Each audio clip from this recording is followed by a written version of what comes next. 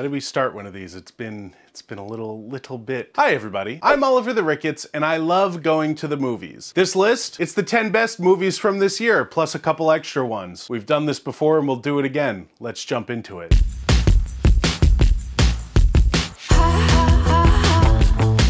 "2023 is perhaps the year that I saw the claim the most that we were witnessing the death of cinema. Seriously, you go on Twitter and nobody likes anything, which is so strange because I feel like I saw so many movies from so many different genres that I felt were really impressive that I'm going to watch a lot, like more so than most years. The way this is going to work is the same as always. I will have an honorable mention, and then we're going to do superlatives. Some movies that did not quite make the list, but I feel that they are worth mentioning because they are the best or the worst in their category. Numbers 10 through 6, I'm going to give you 2 sentences on my thoughts for that movie. I don't have infinite time, very busy. Then when we get down to numbers 5 through 1, I'll tell you a little bit more about them. We'll get a little bit more in depth. Hopefully, this is enlightening for all of us. Are you coming to get me?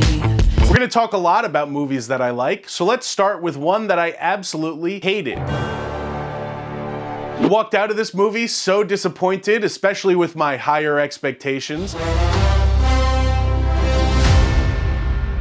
And I do think it's a good snapshot of one of the biggest problems in movies this year, which is how expensive everything was. A blockbuster doesn't need to be $250 million to be entertaining. It needs to have a good script. Also, you guys were very mean to Harrison Ford. Moving into positive superlatives, little awards for these movies. I like to think of this as the meaningless Academy Awards. Best Meme Movie of the Year. If you don't remember, at the beginning of this year, there was a little mini movie trend of movies that the trailers were just memes. Movies that came out probably just to go viral via the trailer. This includes movies like Violent Night from the end of last year, where we had Santa Claus with a machine gun, ho ho ho, and movies like Megan, where the robot dances and then kills this nice man. All big memes in their own right. But I think the best meme movie that perhaps you could get some real enjoyment out of is that bear.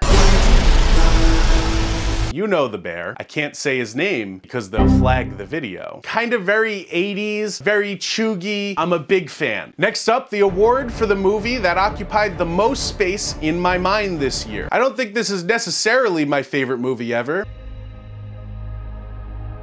I swear to God, I think about this thing and what Ari Aster meant by it all the time. Isn't it crazy that you could have Ari Aster, who did 2 of the most popular movies of the last 5 years, sitting at a film festival with Martin Scorsese, possibly the greatest filmmaker of all time, and you could have Scorsese say that this is this guy's best movie, and still nobody goes to see it. But also, I would never show this movie to anyone ever again. It's definitely an earwig though. Next up is our award for this movie inspired a tattoo, and that movie is of course.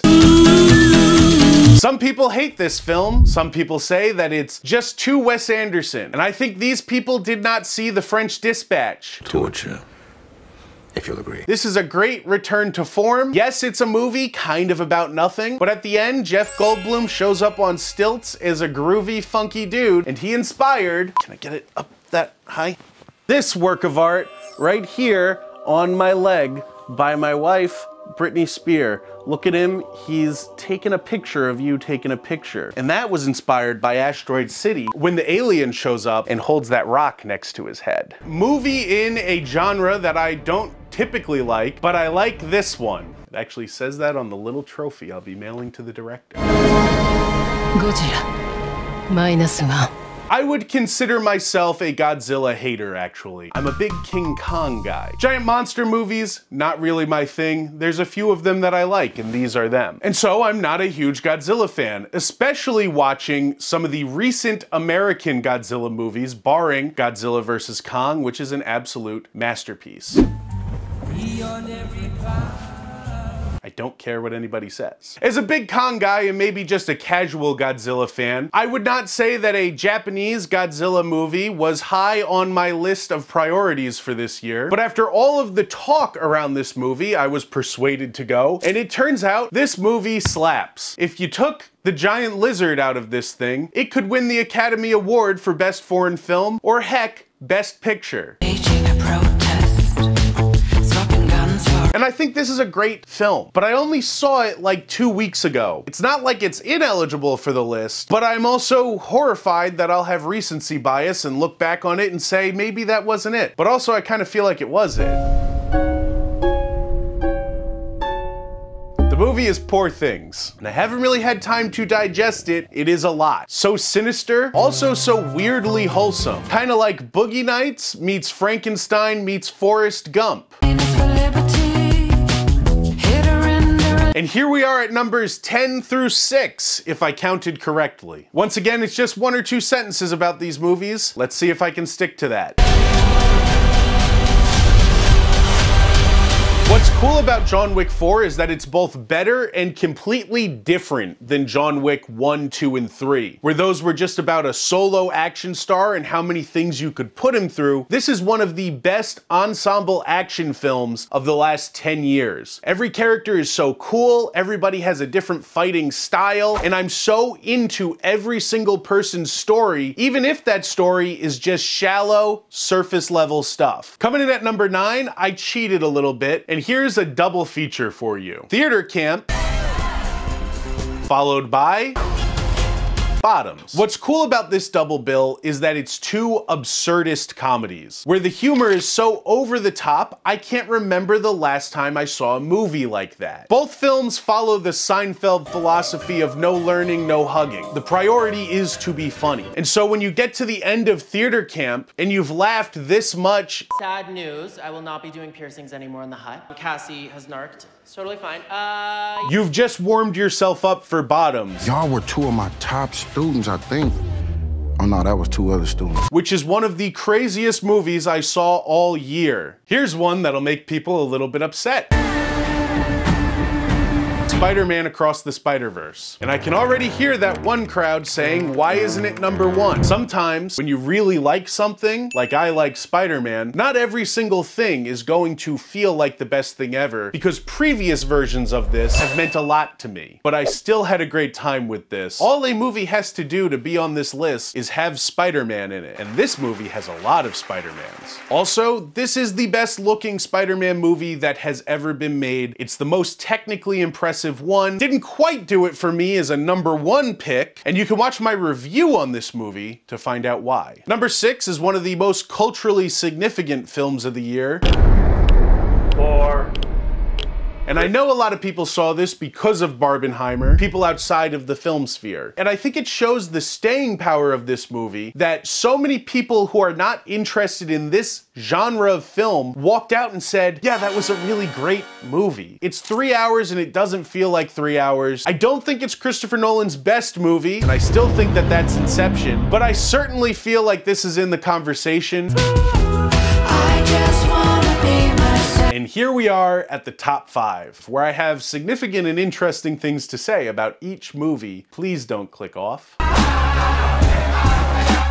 Whenever Martin Scorsese puts out a movie, everybody must consider it for their top 10. I don't make the rules, that's just what they are. It's funny because last time Marty made a movie, I was so disappointed. That movie, of course, being The Irishman, where I felt like the movie went on forever, and it was kind of only a big movie because of the stars that were in the movie, and the crazy budget that he obtained by making the movie via a streaming giant. And this is the exact same situation as that, but I love this movie. At no point in these 3 hours did I feel bored. And one of the best things about when Martin Scorsese puts out a movie is that then we get to watch interviews all month. I've only begun this year to read emails, because emails they scare me. Of Martin Scorsese talking about this movie and his other movies. So I didn't really want to go to do another genre, gangster genre, right? I mean, there is no main character. He also hopped on Letterboxd and TikTok. Show me fear. I've never had this much of an intimate insight into this man's mind. It is such a bummer that when we talk about Marty now, we typically only talk about how he doesn't like the Avengers. This guy again. He said Marvel isn't cinema. Right. You guys will remember back in 2019, he came out, turning off a lot of film fans with comments about how comic book movies aren't real cinema. According to Scorsese, it's not cinema. I got to take a look at that, Why did he say that? The guy was asked point blank, do you like superhero movies? He said, no, they feel like theme park rides to me. And now the only way that we discuss one of the most important directors of all time is that he doesn't like one genre of movie. We'll use the term, Marty will be happy with us, cinema. He'll be less happy when he hears what movies I have to talk about. And he's also as old as it gets. What did you guys think that he thought? And I'm not saying that I agree or disagree, I'm just saying I kinda don't care that he doesn't like them. But for people who are upset about his comments about what's cinema and what isn't, you can at least look at this movie and say, oh, this is what he's talking about. This is the kind of movie that he's asking to see, where you go to a movie theater and you just let the movie wash over you. It's intense, it's unrelenting, and it's long, but at the end you feel like you've been taken on a journey and given an experience. And I do feel that way about some superhero movies. I don't think it's impossible to deliver it in that medium, but I get why Martin Scorsese might think that. Next up is a movie that I think is horribly slept on. The Creator. At the time of shooting this, Rebel Moon has just come out, and no matter how you feel about this movie, I do think it's interesting that it costs so much money to make and so many eggs were put in the basket of the Rebel Moon cinematic universe, and the pitch is just, it's Star Wars, but it's not. We just had a movie called The Creator come out in theaters that is also it's Star Wars, but it's not. And it's amazing, and it was made for not even a fraction of Rebel Moon's budget. The Creator cost $80 million to make, and it looks like this.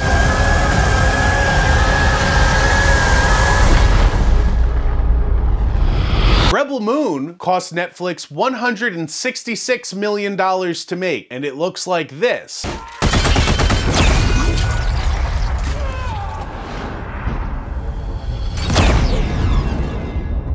Earlier this year, Warner Brothers made The Flash, and they spent $300 million on that movie, and it looks like this.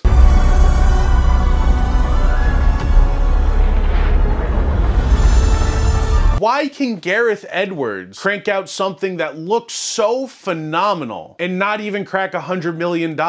It kind of feels like a lot of other big blockbusters think, as long as we do a lot of special effects at the end, people will leave the theater happy. But what we're seeing now is that the budget is getting so inflated and the money is being spent on absolutely nothing that we're not even getting that big climactic ending where we say, wow, look at all the visual effects. We're very desensitized to special effects now. But then a movie like The Creator comes along, where somebody like Gareth Edwards says, I want to make a science fiction blockbuster. I don't have a lot of money, so I'm going to do something crazy. I'm going to plan the whole thing out. If you watch him talk about how he made this movie, there was so much strict scheduling going on. So many tricks to get as much of this in camera as possible, written right into the script. And they only use special effects when they really truly need it. Like when they're having a big space battle at the base in the sky. That looks phenomenal because $80 million is still a lot of money if you spend it right. And at the same time, because the movie has been planned out so meticulously, the script is also so much stronger than something like The Flash or Rebel Moon. The film in my number 3 spot is one that maybe a lot of you just recently discovered.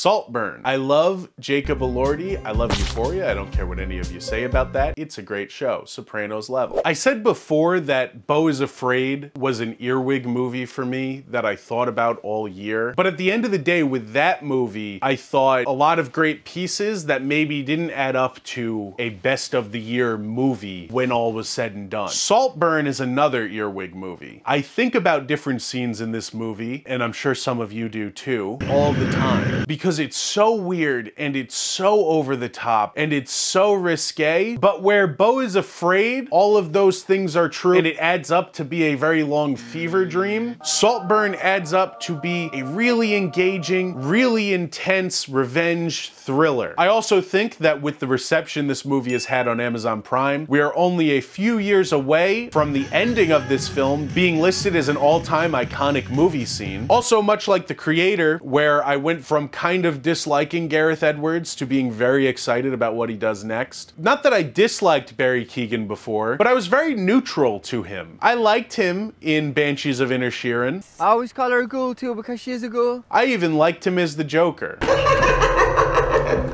had of course not seen the movie where Barry Keoghan doesn't know how to eat spaghetti. It's first on my watch list for next year. I found out that everyone eats spaghetti the exact same way. Exact same way. He absolutely carries this thing. This is such a cool, complex performance, and it's one of those where somebody is playing a character, and at the beginning, you think of them one way, and at the end, all the pieces slide into place, and suddenly you're thinking about this performance in an entirely different light. I think that that's a testament to the writing of this film, the directing, but most importantly, the performance by Barry Keoghan, which absolutely should be getting some awards consideration this year. This year, I feel there will be two types of top 10 lists. People who include Barbie and people who are afraid of women. I am the former, not the latter. I'm afraid of women for different and non-sexist reasons. Barbie is my number 2 film of the year. Every year there's one movie that kind of defines what the year was. In years past, we can think of things like Top Gun Maverick, Spider-Man No Way Home. It's that crowd-pleasing blockbuster that everybody goes to see and that dominates the conversation for months. And that's what Barbie was. I'm gonna try to say some things about this movie that I haven't heard everybody talk about already, because again, so many people, including myself, have made so many videos about this movie already. Not even bringing up Oppenheimer and what that shows about people's movie-going habits, which I think is an interesting conversation, as well as the roles of men and women and what this movie has to say about that, and how maybe it was proven right when the split reaction came out the way that it did. I'm just going to give you a few miscellaneous thoughts. I think what's most important about this film for cinema is that it proves that people still want to see weird, out-of-the-box things. We don't want cookie-cutter movies. The problem is not superhero fatigue or blockbuster fatigue. It's that every movie now starts and ends the same way. And so when you think about iconic movie scenes of the last 5 years, there aren't that many to list, actually. At least not ones that everybody knows. When you walk into Barbie, it starts with a one-to-one parody of Stanley Kubrick's 2001: A Space Odyssey. Why is this important? Because you know the scene right when it starts happening. That movie is so well remembered for how weird and out of the box it is. And that's why you can parody scenes like that decades down the line. You know what other movie is weird like that and instantly recognizable? They've succeeded in making something that is not a big superhero film that can penetrate the pop culture zeitgeist. More films need to do this, and less films need to be Indiana Jones and the Dial of Destiny that follows an outline written by a high schooler. Here we are, everybody, at the #1 spot. And if you've been paying attention to anything I uploaded this year, probably already know what it is.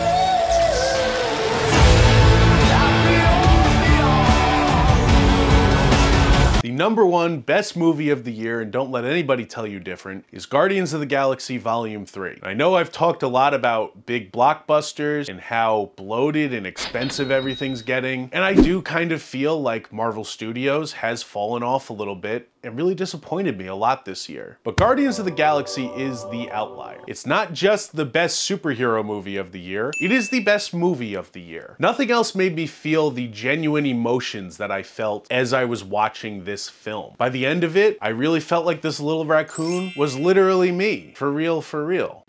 The fuck?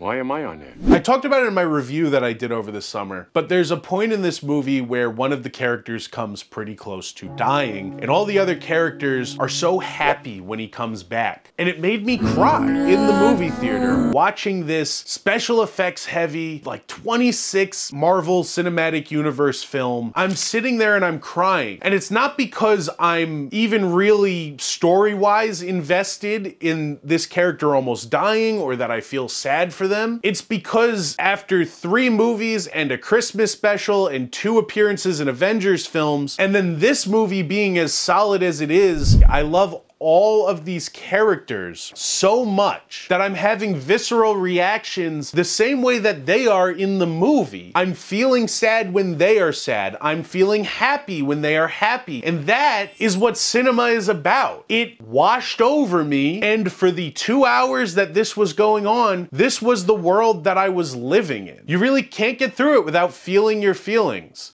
And I think that just about does it. We said top 10 list, I gave you 15 movies, but if you still have an itch that needs to be scratched, the kind of itch that only a top 10 list will satisfy, my wife Brittany also made a top 10 list this year, and you can watch it by clicking the little eye up in the corner. If you're interested in any of the other things that I do on this channel, little documentaries about strange curiosities, please consider hitting the subscribe button and the like button. In the meantime, I'm Oliver the Ricketts. I'll see you in the next one.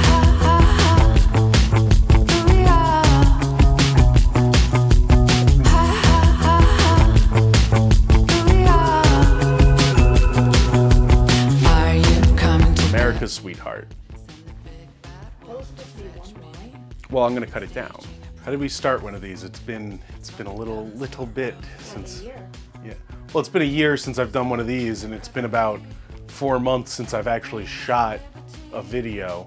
So I actually think it's going to be pretty interesting. And I hate when people say that something is actually going to be interesting. Just make the video.